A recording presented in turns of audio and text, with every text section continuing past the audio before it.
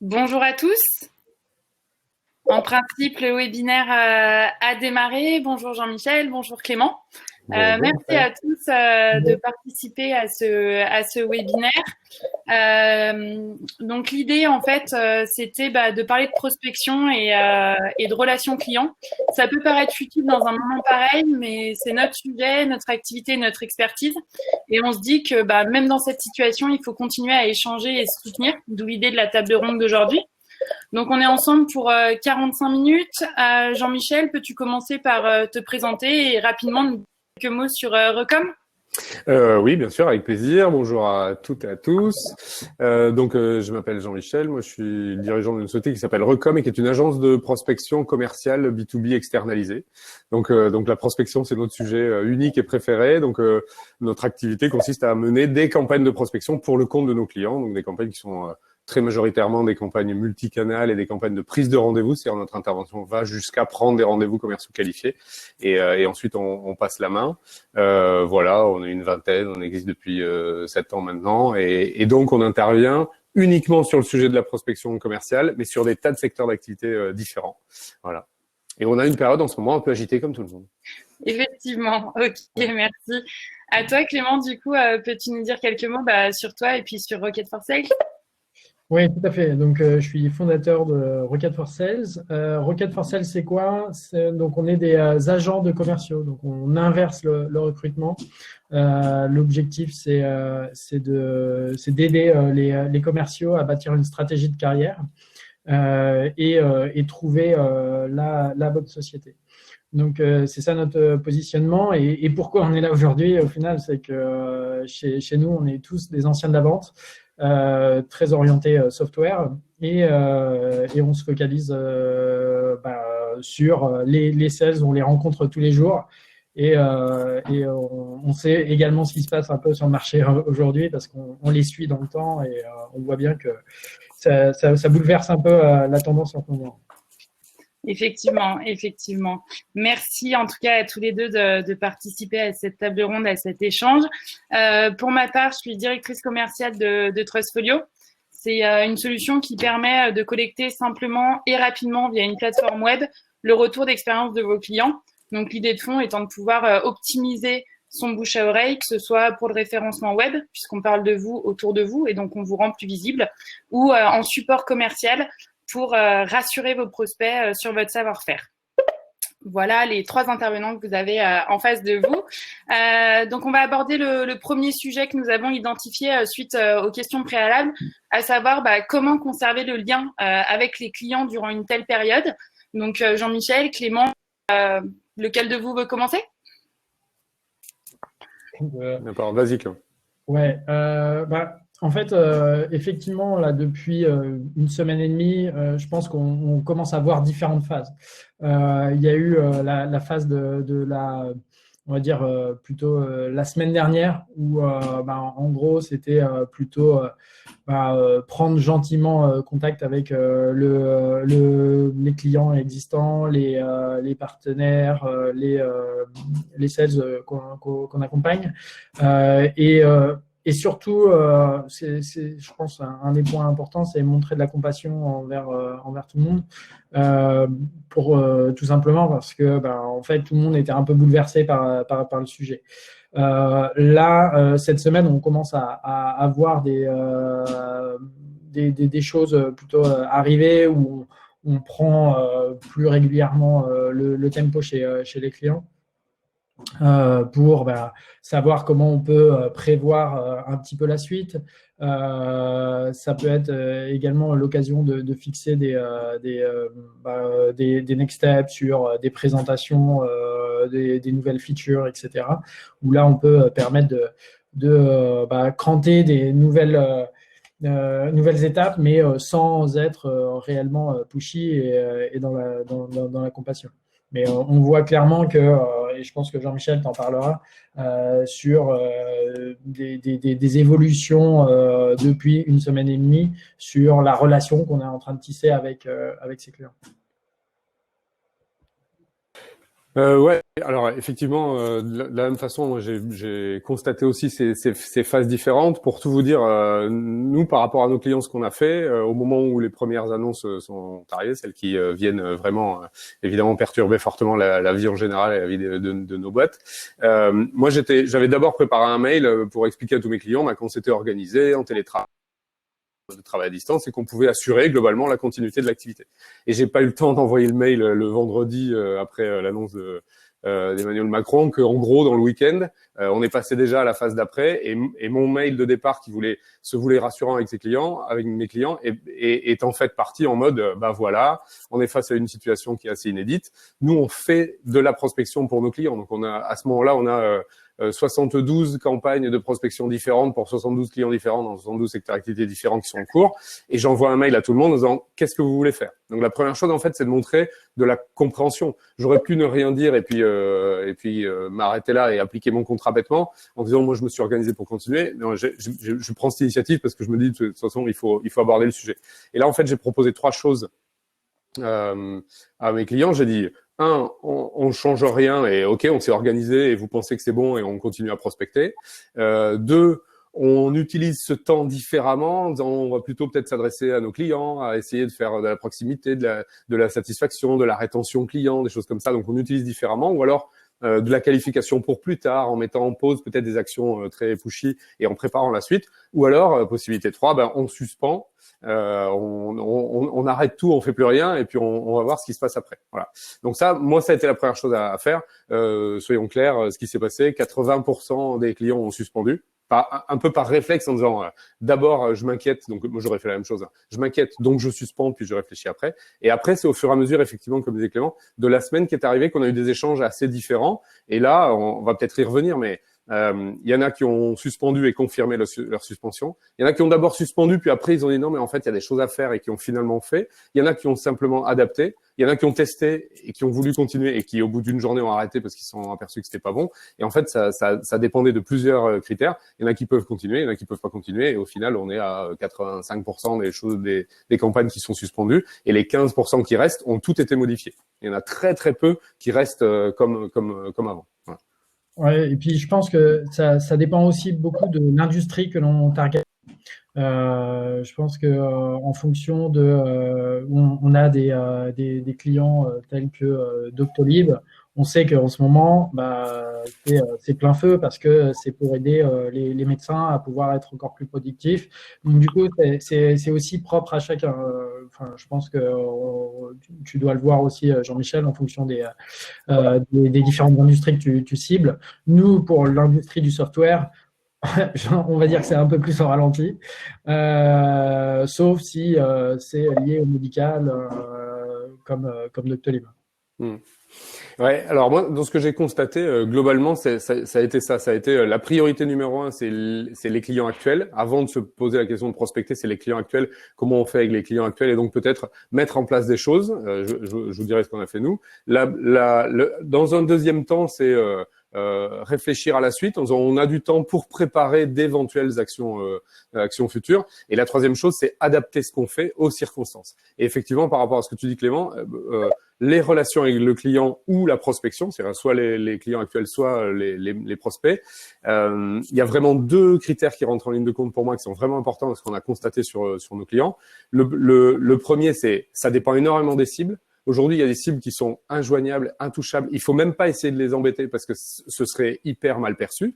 Il y en a qui sont correctement joignables et puis il y en a d'autres qui sont presque plus joignables qu'avant. Donc c'est vraiment une question de cible et de cible à la fois la joignabilité et l'état d'esprit de la cible. Je dirais ça, c'est vraiment le premier point. Et le deuxième point, c'est adapter sa forme de communication et son discours. C'est-à-dire que je pense que les 2 erreurs quelque part à pas commettre, sans faire c'est une généralité, mais c'est ce que j'ai constaté dans ce qui s'est passé. La première erreur, c'est faire comme si de rien n'était, alors continuer et avoir des actions de prospection en relation client comme s'il se passait rien. Ça, c'est très mal perçu et c'est absolument impossible. Et la deuxième, c'est de ne parler que de ça et de faire juste de la morosité en disant ça va pas vous, non moi non plus ça va pas, ça qui avance pas à grand chose. Mais d'adapter le discours en disant ok, qu'est-ce qu'on peut faire ensemble dans des circonstances pareilles.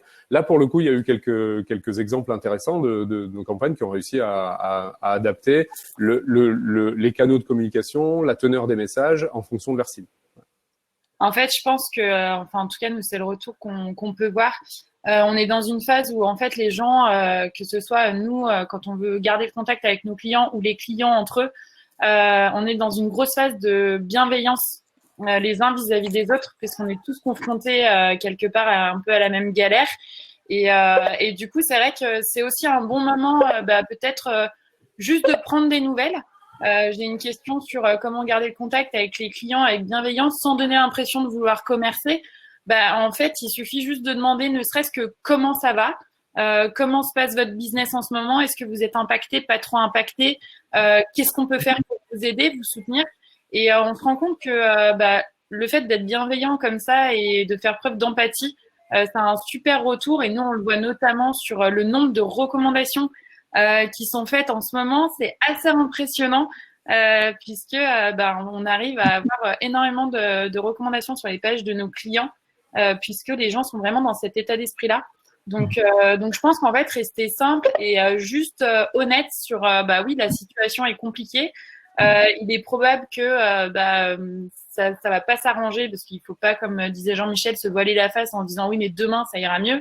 Non, on est tous conscients qu'a priori c'est pas demain que la France repart et que on est tous au taquet en termes de nombre de rendez-vous. Mais en tout cas, au moins, être simple dans les échanges, rester constructif parce que faut quand même essayer d'aller de l'avant. Mais en tout cas, rester simple et humble dans les échanges qu'on peut avoir avec nos clients. Pour moi, c'est vraiment un moyen de garder un contact. Le faire par téléphone, par mail. Après, un message, un SMS, un coup de fil ou un mail, c'est pas trop intrusif, surtout en ce moment où de toute façon on est tous bloqués chez nous.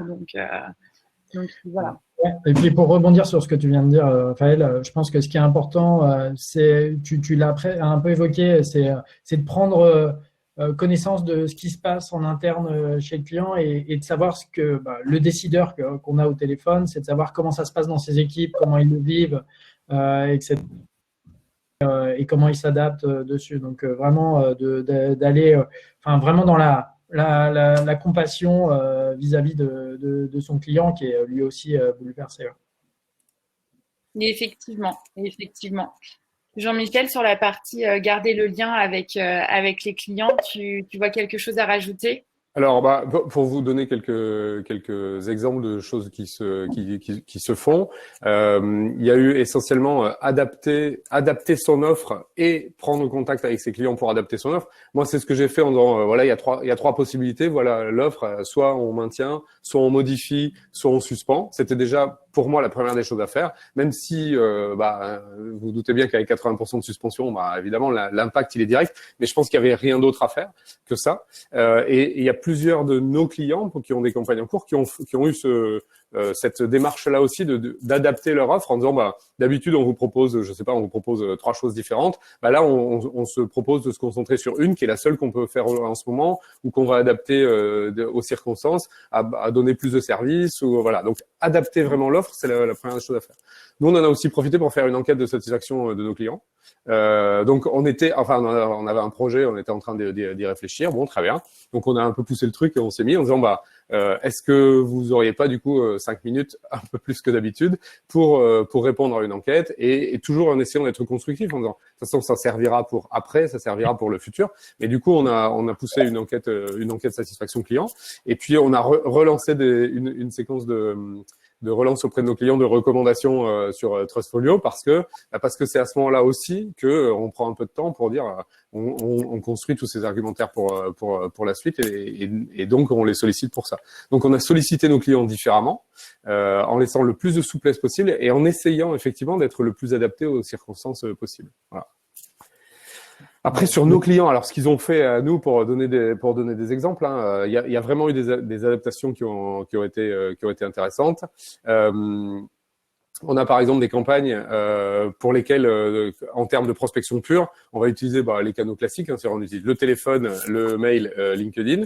On a des campagnes qui se sont énormément concentrées sur une phase de qualification en disant pendant un mois, par exemple, je cherche pas à prendre des rendez-vous, je cherche juste à identifier la bonne personne pousser du contenu. Juste, du coup, je suis un peu moins pushy que d'habitude, mais en fait, je construis pour plus tard. Donc, c'est-à-dire, je vais envoyer des mails dont la teneur va être un peu différente, pas forcément très droit au but comme on le fait souvent en prospection parce que les gens n'ont pas le temps. Donc, je vais dire, d'habitude, j'ai des mails très droit au but. Je dis, voilà, je suis ça, je fais ça, et si tu es ça, donc alors rencontrons-nous. Là, ça va être un petit peu plus présentation un peu plus globale.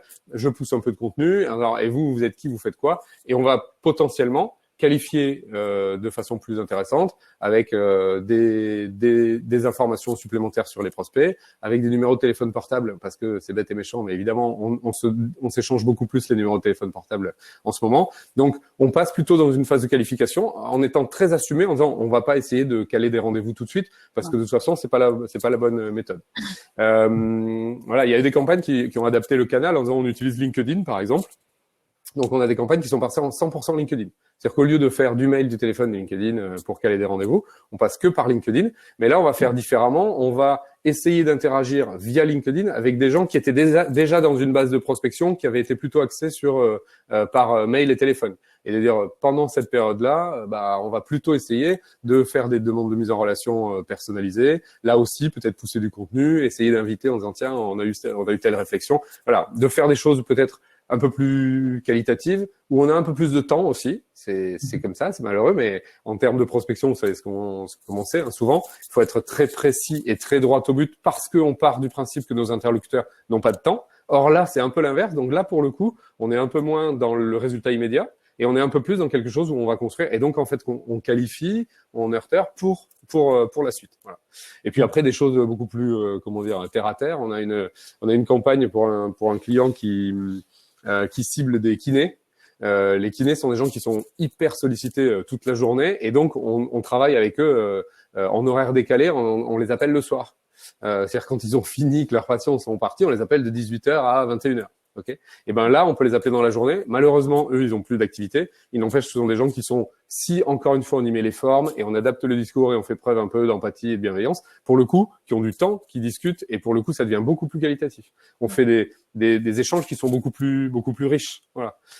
J'ai discuté récemment avec quelqu'un que je connais qui bosse dans une grosse agence de com, qui me dit faire des découvertes et de besoins clients beaucoup plus riches qu'avant. Ok, ça veut dire que les gens ont plus de temps. Donc encore une fois, on adapte, un peu moins pushy, un peu moins je veux obtenir mon rendez-vous tout de suite et un peu plus de qualité. Ouais, et je voudrais rebondir là sur ce que tu viens d'évoquer. Tu as mentionné LinkedIn. Je pense qu'il y a une approche sur LinkedIn qui peut être aussi intéressante. Et je sais que vous travaillez là-dessus sur le social selling, mais c'est d'éduquer votre réseau. C'est-à-dire que c'est un super moyen où les gens passent du temps sur LinkedIn, voient ce qui se passe dans leur flux d'actualité, etc. Donc, du coup, ils ont plus de temps pour regarder.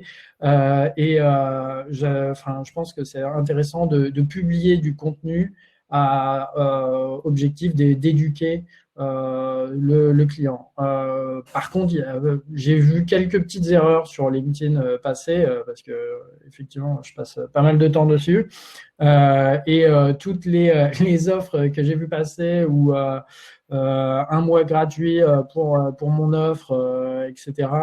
Je trouvais ça un petit peu trop push commercial.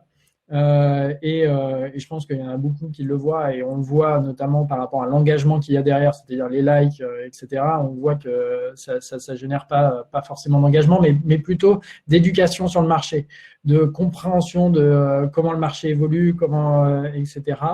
Bien sûr avec la touche sur compréhension de ce qui se passe dans l'écosystème. Mais je pense que cette démarche de publication et de se rendre visible auprès de son réseau permet de se dire même si je communique pas avec toi au téléphone ou via email, au moins je suis là. Je pense que c'est intéressant. Par contre, j'ai vu un truc plutôt pas mal et intéressant de la part de LinkedIn qui a proposé des abonnements. Je ne sais pas si vous avez vu passer ça, mais des abonnements à LinkedIn Learning Et je trouve ça plutôt intéressant parce que au final, les gens peuvent continuer à s'éduquer, à monter en compétences sur potentiellement des techniques de vente, etc., via ces réseaux. Donc, il y a peut-être différentes plateformes qui le proposent et j'ai trouvé ça intéressant. Mais qu'ils n'hésitent pas à poster le contenu sans avoir une touche trop salesy où tout le monde va les voir arriver en disant bah ouais, en fait, j'ai besoin que mon business reprenne. Sauf que personne n'est prêt à l'entendre encore aujourd'hui. Effectivement, ce qui permet en fait de bien rebondir sur la deuxième thématique qu'on avait identifiée, qui était comment un peu préparer le futur. C'est vrai que nous, on s'est posé la question, voyant que les actions de prospection, que ce soit par mail ou par téléphone, étaient quand même pas forcément bien vues. Que ce soit du fait du contexte, que ce soit du fait que les gens ont une activité pour certains secteurs qui sont à l'arrêt.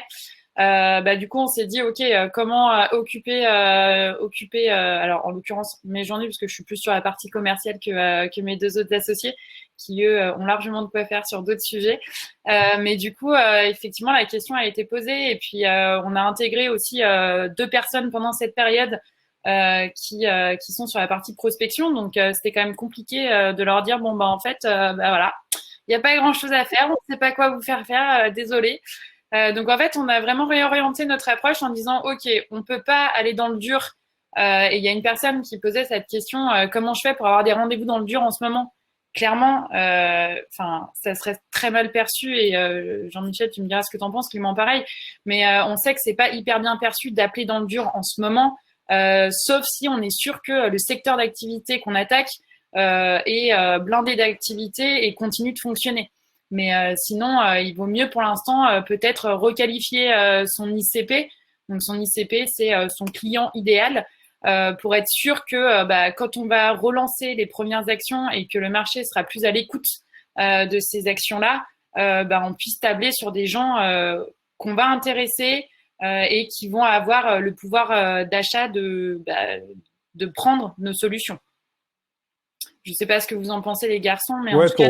Ouais, tout à fait. Alors pour rebondir là-dessus, c'est vrai que pour donner des exemples peut-être plus précis de choses qui n'ont pas marché pour certains de nos clients ou d'adaptation, parce qu'il y a des questions sur le côté précis ou des exemples. Effectivement, pour essayer d'en donner. Donc, je vous ai dit, quand moi j'ai communiqué à tous mes clients en disant qu'est-ce que vous voulez qu'on fasse, il y en a qui ont suspendu, et puis il y en a qui tout simplement matériellement n'ont pas eu le temps de me répondre et il s'est écoulé un jour ou deux. Et donc pendant un jour ou deux, il n'y a pas eu de réponse de notre client. Nous, on a fait notre job de prospection sans rien changer. Là, clairement, c'est la cata pour une grande majorité. C'est-à-dire les quelques journées qui malheureusement ont eu lieu comme avant, avec zéro adaptation, celles-là, elles ont fait mal. Moi, les bizdev à la fin de la journée, ils étaient désespérés parce qu'ils se sont fait envoyer bouler vraiment fort et c'est contre-productif. Voilà. Des choses qui sont également pas passées. Par exemple, on a une campagne à destination des pharmaciens. Les pharmaciens, eux, ils sont pas fermés, c'est de ceux qui continuent à bosser, mais le sujet n'était pas du tout en lien avec l'actualité et avec ce qu'ils vivent concrètement au quotidien. Le client a voulu faire le test en disant on peut essayer de continuer peut-être en adaptant un peu le discours, etc. Là, c'est pas passé. Là, pour le coup, on a des cibles qui se sont vraiment braquées. Il vaut mieux mettre en suspens très clairement auprès de cette cible-là. Pourtant, on s'est dit eux, par exemple, ils restent ouverts, etc. Sauf que là, c'est une question plutôt on va dire un peu éthique ou de sensibilité, de dire on va pas les prospecter pour des produits qui sont pas du tout dans l'actualité et qui sont pas dans leur quotidien. Sur les choses qui ont marché, par exemple, un client qui avait une cible naturelle, qui était des gens en poste dans des grosses banques ou grosses structures type banque, assurance, des choses comme ça. Là, on a ralenti, on a mis un gros coup de frein sur ces gens-là parce que on a présupposé une difficulté à les joindre. En revanche, il avait un autre sujet potentiel qui était une approche plutôt partenariale avec des indépendants qui sont des conseillers en gestion de patrimoine.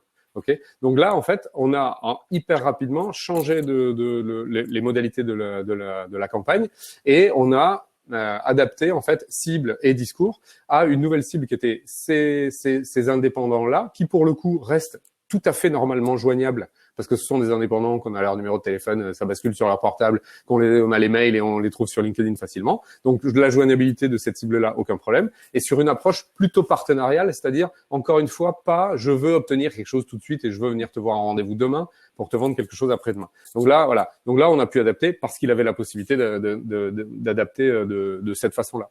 Un autre exemple, une entreprise qui fait globalement du conseil en financement pour les TPE, PME. Bon, bah lui, il a un sujet d'actualité qui est énorme. C'est-à-dire qu'il peut d'un coup orienter tout son discours sur des difficultés passagères, rééchelonnement de prêts, retournement, des choses comme ça. Donc là, lui, il a dans son activité quelque chose qui est très impacté. Là-dessus, l'idée, c'est évidemment cette campagne-là n'a pas été arrêtée, elle a été carrément adaptée.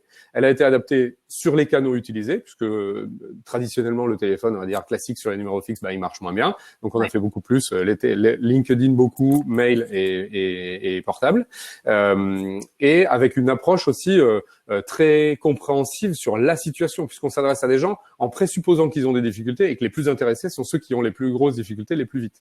Donc évidemment, il fallait un discours qui soit pour le coup très sensible, très doux et très bienveillant, mais pour le coup, il y a une vraie actualité et il faut pas avoir peur non plus de cette actualité-là en disant lui son job c'est d'aider des entreprises qui ont des difficultés financières, entre autres, bah malheureusement, il va y en avoir. Donc lui, c'est normal aussi qu'il fasse ça et qu'il propose ses services. Voilà. Mais encore une fois, adaptation à la cible de discours et de canaux.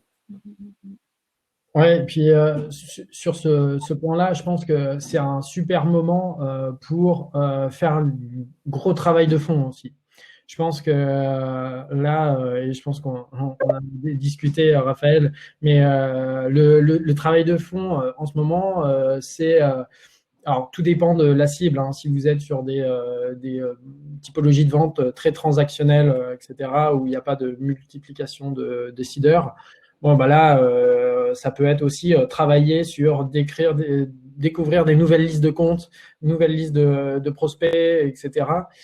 C'est des choses qu'on n'a pas forcément le temps de faire de manière quotidienne parce que, comme tu disais Jean-Michel, on est toujours rattrapé par aller chercher un nouveau meeting, etc. Donc, je pense que si il y a des gens qui travaillent sur les grands comptes, c'est une super opportunité pour faire du mapping de compte, d'aller sourcer des nouveaux décideurs, de comprendre l'organisation du compte, de comprendre qui sont les décideurs, qui sont par exemple une super opportunité d'aller voir les relevés les rapports d'activité des sociétés ou comprendre la stratégie de la société.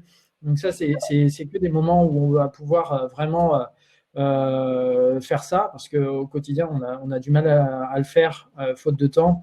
Autre chose, c'est mettre à jour le CRM, analyser ce qui s'est passé sur l'activité de la société, prendre du recul sur les performances, comprendre aussi les mécaniques et les KPI, enfin les métriques associées. Je pense que c'est un super moment. Nous, on travaille beaucoup là-dessus en ce moment pour avoir une vue assez holistique du marché de la tech. Donc, c'est un super moyen d'utiliser ce temps où on ne peut pas être forcément en direct avec le client pendant toute la journée, mais de faire du travail de fond. Ouais, indirectement, ce qu'on dit, c'est qu'on fait un peu plus de qualitatif et un peu moins de quantitatif. En fait, moi, j'ai conscience qu'on enfonce un peu, quelque part, tous, autant qu'on est une porte ouverte dans le commercial et la relation client, c'est pas uniquement du volume et de la répétition comme des bourrins. C'est aussi d'y mettre un peu de recul et d'intelligence, puisqu'en fait, on change le temps de la prospection. Enfin, ça nous est imposé. On nous impose de changer le temps de la prospection. Effectivement, on s'aperçoit qu'on fait de plus en plus de qualitatif et un peu moins de quantitatif. On se pose un petit peu mieux la question de que veut savoir ma cible, comment est-ce que je vais la toucher, de façon à la déranger le moins possible et l'intéresser le plus possible. Et ça, malgré tout, ça reste un peu des bases de la relation client et de la prospection. N'empêche que là, on nous oblige à y réfléchir. C'est pas inintéressant. Effectivement, et puis ça oblige aussi à accentuer la partie organisationnelle du travail de commercial, dans la mesure où on a beaucoup de prospects qui potentiellement étaient intéressés avant la crise, mais en attente d'une décision parce qu'il manquait un décisionnaire ou parce que il fallait en parler à Pierre-Paul Jacques. Donc des gens qu'on relançait déjà, ces gens-là se prennent la crise. Au final, leur envoyer un mail pour prendre des nouvelles, savoir comment ça va et établir quand même un timing de se dire on se rappelle dans X temps. Et du coup, être hyper vigilant sur le fait de noter dans un CRM, dans un tableau Excel, enfin peu importe, chacun est équipé de différents outils, même si le CRM reste, à mon avis, un outil indispensable pour des commerciaux. Mais en attendant, être vraiment vigilant sur la partie organisation et suivi des actions qu'on met en place, parce que quand ça va repartir, le jour où ça repart, ça peut repartir très fort. Et du coup, si on n'est pas bien préparé et qu'on n'a pas fait ce travail en amont, effectivement, de qualification, de se poser les bonnes questions sur les cibles qu'on veut atteindre, et en même temps de timer les actions qu'on va mener quand on va reprendre, il y aura peut-être de la perte qui n'aurait pas lieu si on est mieux organisé et plus rigoureux sur cette partie-là. Ouais. Et par rapport à ce temps, il y a aussi l'idée que avoir un peu de temps devant soi et de possibilités de planification parce qu'on peut pas conclure des ventes là maintenant tout de suite ou prendre un rendez-vous tout de suite, c'est pas forcément un problème. C'est-à-dire que on est un peu habitué à dire mes chiffres du mois, mes choses comme ça. Moi, nos clients nous attendent chaque journée, donc qu'on produit pour eux. Donc on est très bien, on est très habitué à cette pression-là. De fait, quand elle s'enlève un peu, c'est pas plus mal aussi. Moi, je trouve que j'ai beaucoup de clients qui me disent oui et qui veulent démarrer le lendemain et que c'est pas possible et qu'on est dans l'urgence en permanence.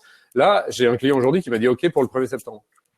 Ça m'était jamais arrivé d'avoir un client qui me dit OK pour une prestation qui va démarrer en septembre. Je trouve ça hyper agréable pour le coup. On va avoir le temps de se préparer comme il faut. On va faire un onboarding hyper cool alors que souvent on le fait dans l'urgence et tout. Donc, j'essaie de voir le côté positif aussi en disant si on met mes objectifs un peu différents et au lieu de dire j'en veux 10 par mois, j'en veux 0 ce mois-ci parce que je peux pas 0 le mois prochain, mais qu'après je fais 15 les autres mois, ça me permet aussi de faire différemment, de m'organiser différemment et c'est pas forcément désagréable. Donc encore une fois, ça repose la question du timing et du timing qu'on s'impose soi-même dans les objectifs commerciaux. Après, j'ai bien conscience que c'est pas facile toujours de dire à son boss ou à son supérieur hiérarchique non mais il y a pas de souci, ce mois-ci on fait 0 et tout va bien. Mais il n'empêche que de toute façon, c'est ce qui risque de se passer, mais que ce mois-là, il sert pas à rien, ça c'est hyper important. Voilà. Il sert à faire plus après ou mieux après quoi. Effectivement. Ouais. Moi, j'ajouterais deux choses. Il y a un point on n'a pas beaucoup parlé, mais c'est les partenaires.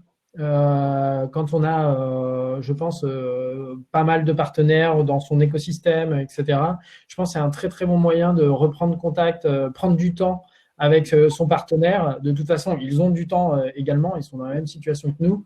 Donc, pourquoi pas mettre des plans d'action concrets pour quand ça va redémarrer, de travailler ensemble, de faire le mapping de compte ou faire des plans d'action concrets sur des comptes bien précis. Ça peut être un bon axe de travail. Et un autre point aussi, parce que souvent c'est assez décrié, c'est les sales contre le marketing. On voit assez souvent. C'est effectivement ce qui est évoqué assez régulièrement et je pense que c'est aussi un bon moment de travailler avec le marketing pour on est tous contents quand on fait des activités on a un inbound qui rentre lead entrant pour ce client et pourquoi pas travailler avec l'équipe pour adapter peut-être des posts qui vont être faits, des articles, etc. Partager un peu ce qui intéresse aussi les commerciaux ou la cible, pour faire des retours terrain et de travailler ensemble. Je pense que c'est aussi un bon moyen de créer des bonnes synergies avec les équipes et travailler tous soudés sur des projets communs parce que on le sait, hein, le travail de commercial c'est très souvent assez solitaire au final, même si on a une équipe, même si on fait partie d'une société. Là, je pense que c'est un excellent moyen de vraiment travailler ensemble et faire une vraie cohésion d'équipe. Effectivement, c'est plutôt une bonne opportunité et ce qui me permet de rebondir sur quand ça va reprendre, comment être au taquet, efficace et et effectivement, quelles actions mener en termes de prospection pour aller choper du rendez-vous et faire de la vente. Parce que le nerf de la guerre, quand même, aujourd'hui, c'est aussi de faire du chiffre pour maintenir nos activités. Donc, effectivement, la question de la reprise reste en suspens tant que on n'en sait pas plus sur cette période de confinement. Mais voilà, qu'est-ce qu'on peut mener comme action. Donc, en amont, on l'a vu. On est sur de la qualification, on est sur éventuellement de la prise de contact, mais pas trop intrusive, sur de la bienveillance énormément.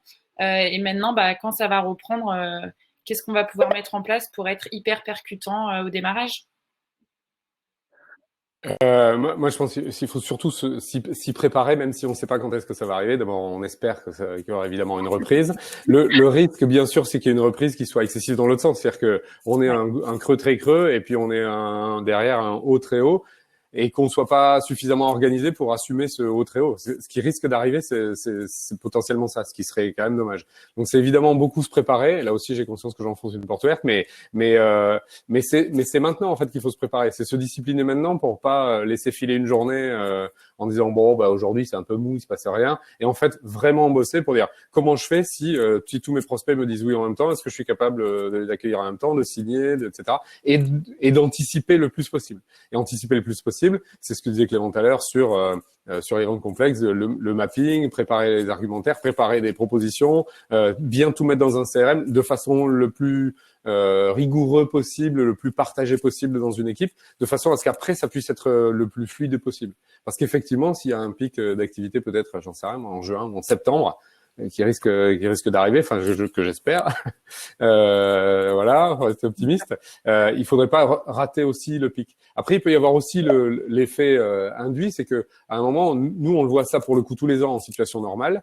On a beaucoup de clients qui veulent démarrer leur prospection en septembre parce qu'on a un peu cette idée, c'est la rentrée, hop, on s'y met tous. Sauf que c'est le moment où les prospects sont quasiment le moins joignables parce que eux aussi, ils sont tous dans un pic d'activité. Or, on voit très bien, nous, statistiquement, que les mois de juillet sont excellents. Les fins août, parfois, sont juste complètement dingues parce que tout le monde est un peu plus cool, rentré, mais pas tout à fait dans le mode, voilà. Et que la pire semaine de l'année, c'est la première semaine de septembre, où tout le monde est surbooké de partout. Et en fait, les gens n'ont juste pas envie de se faire prospecter, etc. Donc, il faut essayer d'étaler aussi ça et de pas avoir peur un peu d'anticiper la reprise. C'est-à-dire, effectivement, un prospect qui, moi, me dit aujourd'hui, non, mais là, c'est vraiment pas le sujet, on en parlera cet été. Je vais pas le recontacter dans 15 jours. Il m'a dit niette une fois, je vais pas aller à l'encontre. En revanche, entre cet été à lui qu'il a dans la tête et mon cet été à moi, je vais prendre 3 semaines d'avance et moi, je le contacterai le 4 juin en disant, ça y est, on est presque l'été, qu'est-ce qu'on fait? Pour anticiper un peu et pour essayer d'étaler la vague, puisque c'est la mode en ce moment de vouloir étaler la vague. Voilà. Et il faut essayer de faire ça aussi. Donc, encore une fois, de le faire élégamment, de pas être trop pushy, de vouloir le closer le 4 juin, c'est idiot, mais de reprendre contact gentiment avec lui le 4 juin en disant est-ce qu'on est d'accord, est-ce que c'est disponible maintenant, est-ce que vous avez un peu de temps dispo pour en parler, oui, d'aller caler directement dans l'agenda des invitations de un quart d'heure hein, pour voir si ça passe et puis peut-être qu'il nous donne un quart d'heure et on en parle 3 semaines avant la date où lui il s'était dit que ce serait le bon moment pour en parler et on anticipe un peu. Et tout ça, c'est vraiment de la préparation et de l'anticipation et de la rigueur. Beaucoup de rigueur, un bon gros CRM et puis des tâches et des rappels et de la qualité. Voilà. Effectivement. Et c'est vrai que sur la reprise, à mon sens, toutes les actions, quoi qu'il arrive, qui peuvent être menées maintenant et qu'on a évoquées, sont des actions qui déjà de base peuvent être aussi des opportunités de rendez-vous pour les secteurs d'activité qui sont pas ultra impactés par cette crise.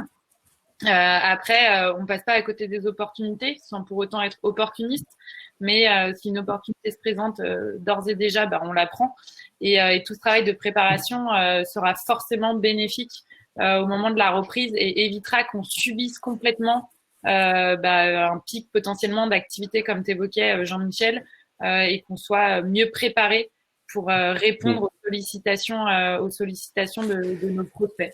Et je pense que ça passe aussi par une adaptation en fait permanente, progressive du discours. C'est-à-dire, il n'y a pas le temps où il se passe rien et le temps où c'est le rush. En fait, c'est très adapté. Clément l'a dit au tout début. Il s'est déjà passé beaucoup de choses entre le début de la semaine dernière, la fin de la semaine dernière, le début de cette semaine. Moi, je vois que l'état d'esprit change un peu. Donc, dans 3 semaines, dans 6, dans un mois et demi, il va se passer beaucoup de choses. Et le discours, il faut l'adapter. C'est-à-dire qu'en début de semaine dernière, il n'était pas question de contacter. Il fallait laisser les gens tranquilles parce que tout le monde avait ses urgences et sa désorganisation à gérer. Ensuite, là, on peut commencer à prendre date. Quand est-ce que vous voulez qu'on se reparle? Est-ce que vous avez un sujet en particulier en ce moment dont vous voulez qu'on parle parce que justement on pourra adapter, etc. Et puis en fait, ça, il va falloir l'adapter au fur et à mesure. C'est-à-dire, nous, clairement, pour nos clients, on va refaire les argus et les messages, on va les refaire 10 fois. C'est plus le même qu'on va faire pendant 10 semaines. Pourquoi? Parce qu'il va falloir les adapter progressivement et puis être un petit peu plus pushy de temps en temps et puis pas être inadapté non plus au moment de la reprise. C'est-à-dire qu'il va pas falloir retomber dans un excès en disant je repasse en mode je veux mon rendez-vous tout de suite à partir du moment où j'estime que c'est la reprise.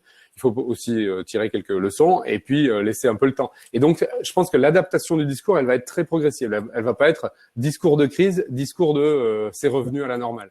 En fait, il faut laisser un peu de temps à chaque prospect d'avoir lui son évolution, d'état d'esprit, de concrètement de son organisation, de son temps dispo, etc. Et il faut vraiment adapter de façon très progressive, je pense.